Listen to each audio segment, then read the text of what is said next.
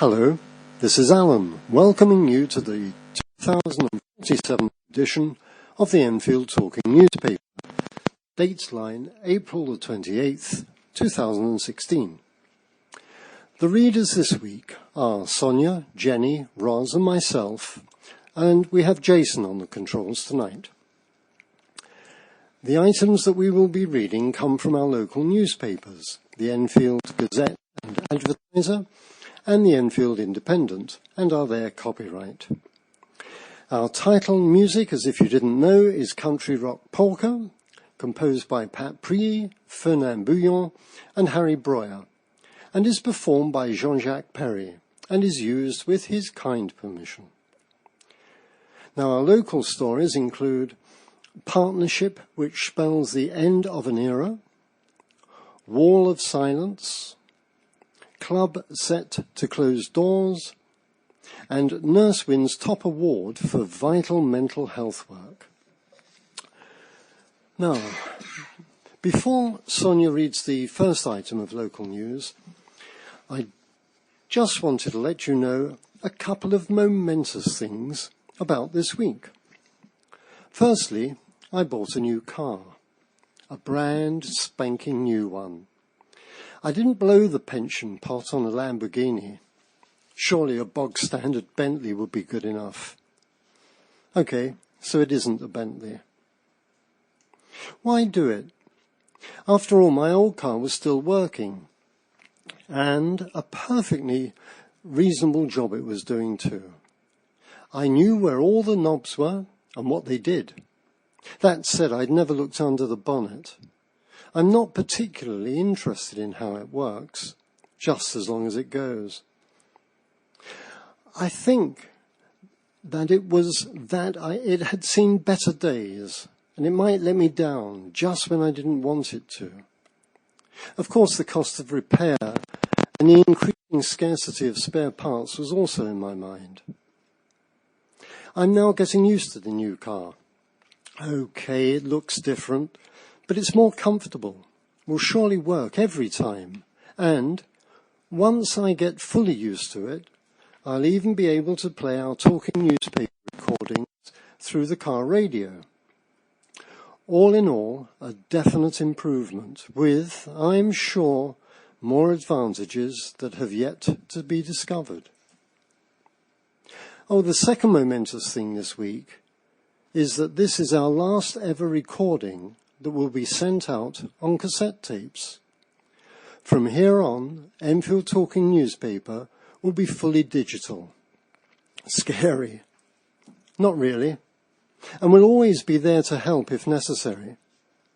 All in all, a definite improvement with, I'm sure, more advantages that have yet to be discovered. Now, where have I heard that before? Sonia, over to you for the first item of news. Decades of local authority provision of a comprehensive library service throughout the borough ended this month as the first community library partnership was announced. Ridge Avenue Library in Winchmore Hill is now run by Westley School. The deal is being touted as a partnership between the library service and the Specialist Sports College in Hazelbury Road, Edmonton, and school bosses say they will be using the new setup to offer work experience placements to pupils with special learning needs. According to a Bush Hill Park Residents Association newsletter, the students will also be selling coffees and teas on certain days. Staff from Westley will be based in the library.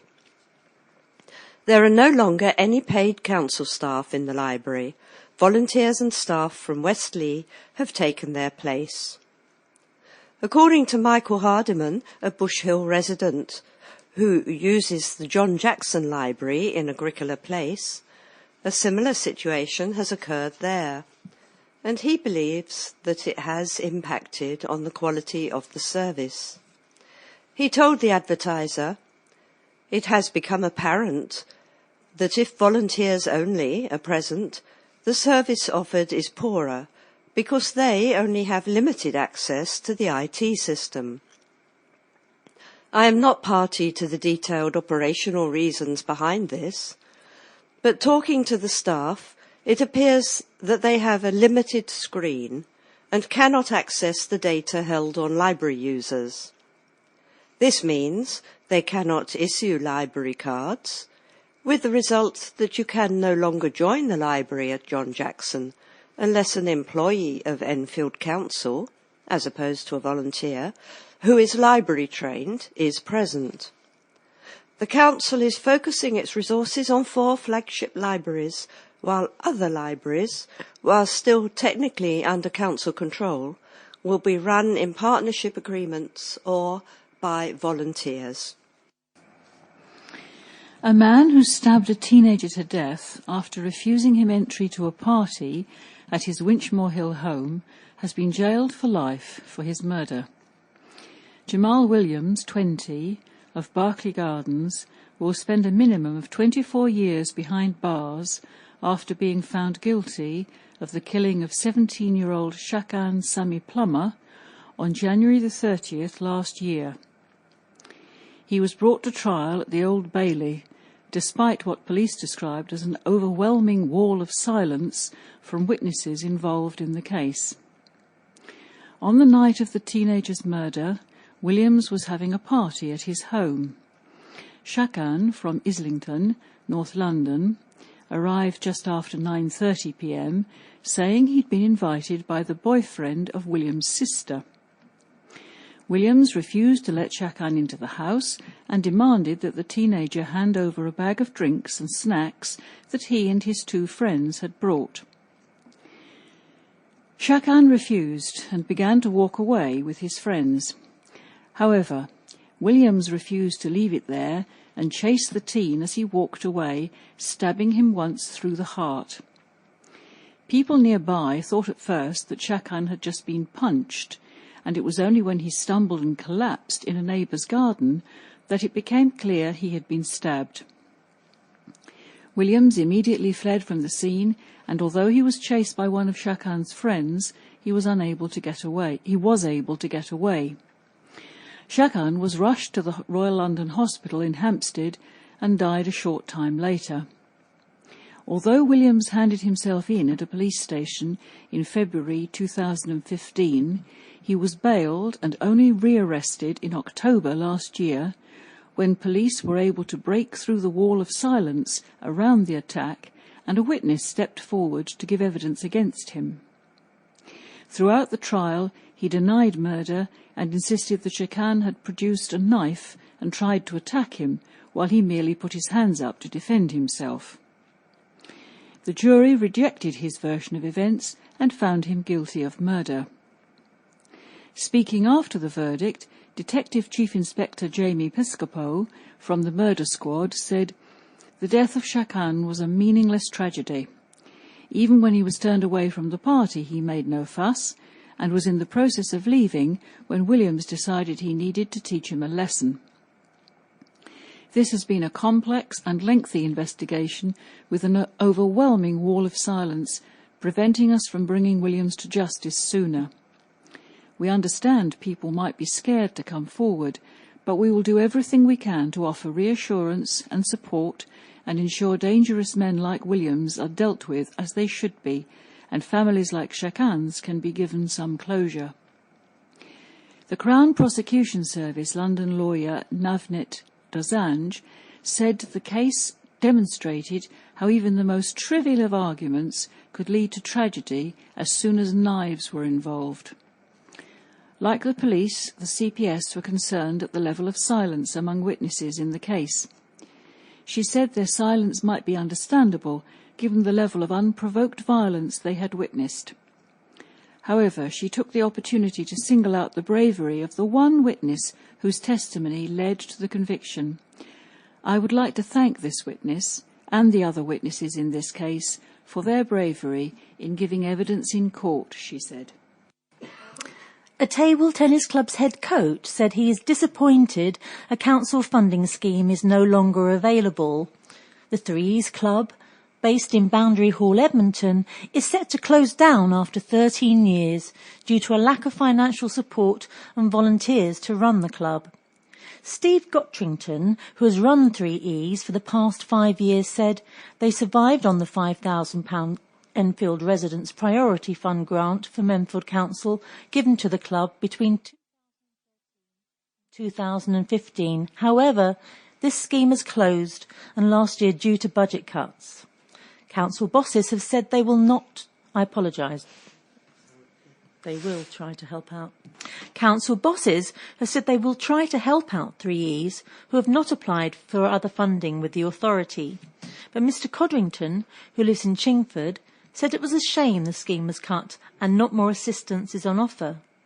The 57-year-old said, "It is very sad. After all the effort we have put in, I'm so disappointed. When I was young, the local authorities funded youth clubs, so there was always somewhere you could go to. Nobody was left on the streets. I know they have to make cuts and savings, but it is disappointing. They are taking facilities away, and I feel very let down." The 3Es Table Tennis Club was formed in 2003 to tackle the lack of after-school activity available to the young people in Edmonton, and Mr Codrington said the aim was to encourage youth aged 6 to 18 to participate in table tennis on a regular basis, steering them away from crime and antisocial behaviour. Players were not charged a membership fee, and the club ran 3 days a week. Some of the players went on to compete at county level, and the club was successful in the North Middlesex Table Tennis League, winning the Premier League 3 years in a row from 2014 to 2016. Councillor Neka Kizor, Cabinet Member for Public Health and Sport, said the club successfully bid for funding worth around £9,100 between 2013 and 2015, and she said the authority would be speaking to the club in a bid to help them stay open. She said when the £1.5 million fund was discontinued to help the council balance its books in the teeth of significant government spending cuts, funding from the table tennis club ceased. The club did not receive any other funding from any other council budget, as far as we can ascertain, and the club did not contact the council for assistance, but there is no doubt that the 3Es Table Tennis Club is an enormous asset to the area and its young people, and we are naturally concerned that the club is on the brink of closing. In an attempt to prevent this from happening, we will be contacting the club as a matter of urgency to give them advice and guidance about what grant funding is available to them, and also advising them on some of the ways they can maximise their income and balance their books more effectively. Jolly good. A borough mental health nurse has won a national award. Consultant Teresa Hill has received a British Journal of Nursing award for her specialist work with children suffering from long-term chronic illness. Teresa has worked for Barnet, Enfield and Haringey Mental Health NHS Trust for the past 22 years and joined the lymphedema service in 1997 for patients who live in Enfield. She has been committed to raising awareness of the condition, which causes painful swellings due to problems with tissue. Miss Hill said, "This BJN award is going to raise awareness of lymphedema in general, specifically the challenges of the condition in childhood. The service has progressed enormously over the last 18 years. I'm delighted the group has achieved so much. We're holding the 3rd National Lympholetics event in September. This event is an opportunity for children with the condition and their families to come together in a fun environment, encouraging them to join in activities and socialise. It is delightful to see the joy on children's faces and the support the parents gain from each other at these events." Sonia. An entrepreneur who launched a new line of greetings cards last year has her sights set on even bigger projects. Cheryl Johnson set up Fearless Cards last year after realising that no greetings cards for children birthdays, graduations, or anniversaries featured representations of black people, or indeed of any ethnic minorities. She sells the cards online via www.fearlesssteps.co.uk and through the I Am Hair salon in Green Lanes, Palmer's Green. Cheryl, who lives in Glasgow Road, Edmonton, set up her business with the idea of raising the profile of black people and, right from the start, she has insisted that the designs on the cards are drawn by art students who are still at school or college. Part of her aim is to promote talented young people in the black community by highlighting their potential and achievements. I think there are some very talented youngsters out there, and I think it is so important to showcase them, she told the Advertiser. At the moment, she is particularly interested in getting more young people, including those studying art at college, to work with her and her design team to create her vision of promoting the power and beauty of black lives in print. Explaining the thoughts behind her vision that led her to move from her job in the city to setting up her company, she revealed, "The thing is, cards should reflect the people in society, and I don't think they do. There's a lot of educated youngsters, we just don't see them. I'm meeting these very ambitious young men and women." Her vision for helping young people includes working as a motivational speaker and mentor in schools, and she often speaks in school assemblies about power and potential. They need to see more successful people like them, she says, speaking of young black students. They need to see more role models. So a group of us in the community have come together and we will be launching a finance venture. Cheryl has a vision that the finance group will act as a way of backing business ventures among people in the black community who may not have direct experience of investing capital. We will use the finance raised through business and investment to fund things that would directly benefit our community, she said. One of the things Cheryl would like to raise money to fund would be a health centre that focuses specifically on health issues and inequalities that disproportionately affect the Black Caribbean and African communities, specifically fibroids, sickle cell anemia, and diabetes. We need more research into these issues. We need to find ways of directly addressing and helping with these issues ourselves, she said. Cheryl and her colleagues will be launching their finance venture at a networking event in the Dugdale Centre in London Road, Enfield Town, on May the 14th, from 6 p.m. to 9 p.m. Tickets will be £5, and to book a pop-up stand promoting your business or skill costs £15. Cheryl is asking anyone interested in the event to register on the Eventbrite website via https://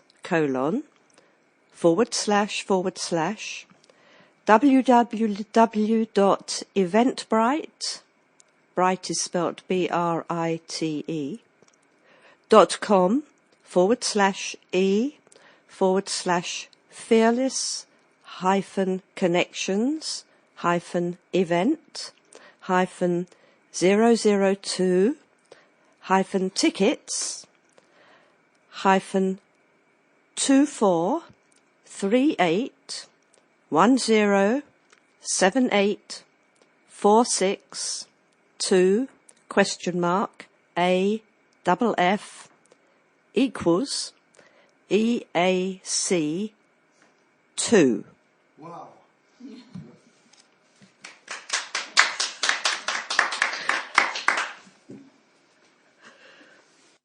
traders have had their say on the upcoming EU referendum. Danielle Simose, who works at Solma's supermarket in White Hart Lane, is voting out, as she would like Britain to break free from the control of the EU. The 18-year-old said, "I feel it would be safer to leave and have our own controls over security in our streets. At the moment it's dangerous, especially in this area. When you walk home you get stopped and followed by people, but the police do not help. I also think there will be more jobs for people in this country, although everyone just thinks about money and makes decisions based on that. In a union, everyone should be integrated and living peacefully together, but they are not. I think the EU has not worked." Chris Udderley, the owner of QBS Estate Agents in White Hart Lane, will vote to stay in the EU, as he believes everyone is entitled to free movement. He said, "People seem fearful of staying in the EU, and the issue often relates back to immigration, but I do not think people coming over here is necessarily a bad thing. Many people travel to Britain because they think there is something worthwhile coming over for, such as a job and better quality of life. They bring skills, a good work ethic, which is very helpful." Mr. Udderley highlighted working together with European countries will be beneficial for the economy. He said, "I feel the economy in Britain has a lot to lose if people vote to leave. It is a small island, but it is very influential. If Britain goes, we will surely regret it because we will lose all the influence we have now and will not have a say in political matters, and our European allies would disappear." It was agony and ecstasy for Enfield runners who completed Sunday's London Marathon alongside 39,000 others. While first-timer Geoffrey Till gritted his teeth to go through the pain barrier, more experienced runners, James Arrowsmith and Stephen Moss, took it all in their stride. Geoffrey had to hobble the last 5 miles of the 26-mile race due to the pain in his arthritic knee. "Never, ever again," said the 52-year-old marathon novice of Chaseside after a pain-racked sleepless night following the event. "I ache all over. My thighs feel on fire and I'm knackered," he said. "I booked Monday off because I knew I wouldn't be able to get into work. The way I feel now, it would probably take me 6 months crawling on my hands and knees just to get from home to Enfield town." The British Telecom shop steward ran in memory of his sister-in-law, who died of lung cancer 2 years ago and raised more than £6,800 for the British Lung Foundation. "I'm immensely proud of myself to have finished in under 5 hours and intend framing my medal prominently, displaying it," he said. Brothers-in-law James and Stephen have run the marathon many times, 7 and 6 respectively. Both are members of Trent Park Running Club and compete in club events. James, a product manager of Manor Road, raised more than £3,000 for Sarcoma UK charity in memory of his father, who died from cancer last year. He completed the race in a personal best time of 2 hours, 59 minutes and 57 seconds. Stephen, an insurance broker who lives off Parsonage Lane, also achieved a personal best, crossing the line in 3 hours and 12 seconds. The two men were cheered on by their wives, Kate and Louise, who are identical twins, as well as Stephen's son Oliver and other relatives. 20 Trent Park Club runners took part, with Paul Brennan running in 2 hours and 43, Scott Aitken running in 2 hours and 49, and David Kunzman running in 2 hours 50, they producing their best times. Raising money for research into Parkinson's disease was Winchmore Hill resident Alan Friedrichsen. The 54-year-old of Woodcroft was running in his second marathon and chose the charity Parkinson's UK to benefit from his fundraising feat. His father had the disease. Alan, who finished in a respectable time of 3 hours and 26 minutes, said, "It's a great experience to take part, but it's a shame you can't enjoy the second half of the race because it's so physically exhausting." Exhausted just listening to that. Knights armed with swords and shields lined the streets of Enfield on the 23rd of April to mark St George's Day. The Enfield market team organised a jam-packed day of events, including prizes for the best dressed St George and the Dragon, a coconut shy, stocks, and music from Southgate Opera. Meanwhile, revellers gathered at the Wonder Pub in Batley Road to mark the day, enjoying live music and dancing, a barbecue, arts and crafts, a bouncy castle, mini-golf, and lots of fun for everyone, said pub manager Yanko Kolenisova. Miss Kolenisova said, "This is the 4th year we've had a big St George's Day celebration, and it was fantastic. The day was all about the community. We haven't done a final count yet, but we wanted to raise enough money to buy a trampoline for the Zebra Club here in Enfield, which we have done. The Zebra Children's Club is a social club for children with special needs and autism that meets at Bolin Community Hall in St Martin's Close." Thousands of people also took part in the annual Enfield District Scout and Guide Parade, which wound its way through Enfield town, starting in Little Park Gardens and finishing at the Civic Centre. St George is the patron saint of several other countries, including Spain, Canada, the Czech Republic, Hungary and Lebanon. He is also the patron saint for all Scouts and Guides. An MP has defended his decision to vote against an amendment to the government's immigration bill allowing 3,000 unaccompanied children stranded in Europe into the UK. David Burrowes, the Conservative MP for Enfield Southgate, insists he is satisfied with the government's pledge last week to bring 3,000 children from Syria, other parts of the Middle East and North Africa, while giving aid money to charities to help with the administration of migrant camps in Europe, rather than accepting the thousands of child refugees who have already travelled to Europe. The father of 6 told the Advertiser the government have introduced a new relocation scheme for unaccompanied children in the Middle East and North Africa. That's why I supported the government against Lord Dubb's amendment to the immigration bill. They have pledged £10 million in aid to children's charities to deal with the process of registering asylum claims from children in camps in France and Greece. Mr. Burrowes has visited camps in northern France and seen the chaos and said that funding charities on the ground in those camps is better than bringing unaccompanied migrant children to Britain. MPs voted by 294 votes to 276 to reject a plan for Britain to accept 3,000 unaccompanied Syrian child refugees who had travelled to Europe. Ministers say they will take an extra 3,000 vulnerable children, but that they should be drawn from camps near the conflict zone. A small number of Conservatives rebelled against the government to vote with Labour to help the children who had already made the journey. Joan Ryan, Labour MP for Enfield North, and Kate Osamore, Labour MP for Edmonton, both voted in favour of the amendment. The amendment to the government's immigration bill had been proposed by Labour's Lord Dubbs, who himself arrived in Britain as a child refugee fleeing the Holocaust in the 1930s.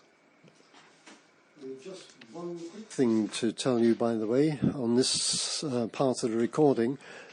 There won't be a recording next week. It's the mayoral election, and they are using the Civic Centre where we record this for the ballot papers, and we can't be seen to be fiddling those, can we? We've reached the end of this side. If you're on tape, please stop your machine now and take out the cassette, turn it over, and we'll see you on side 2. Of course, if you're using a memory stick, just click onto the next track.